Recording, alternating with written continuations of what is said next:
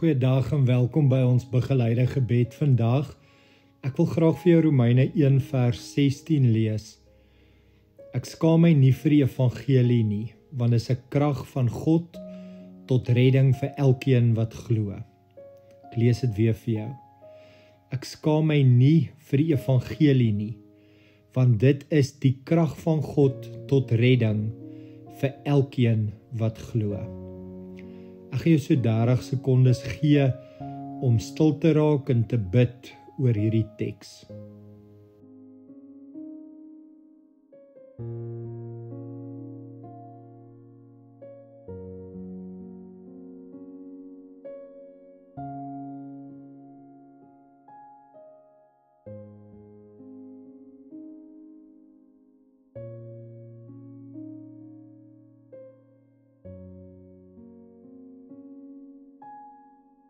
Amen.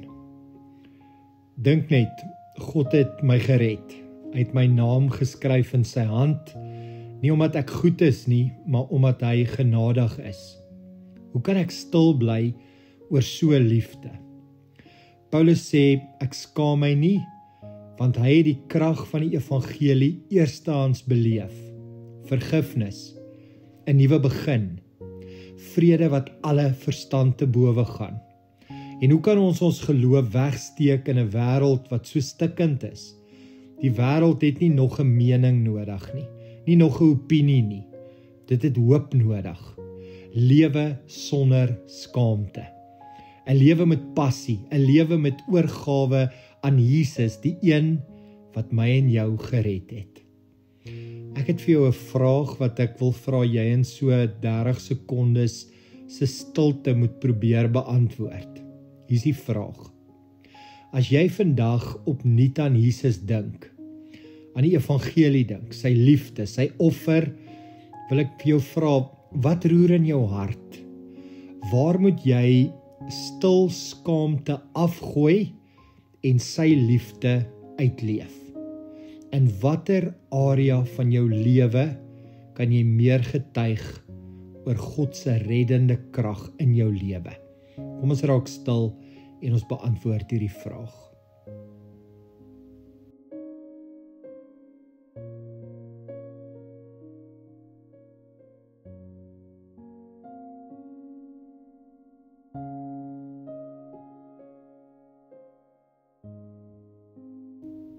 Kom ons sluit af met gebed.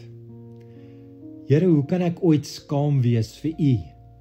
U het my gered toe ek verlore was. U het my opgetel toe ek geval het. U het my vasgehou toe ek moeg was.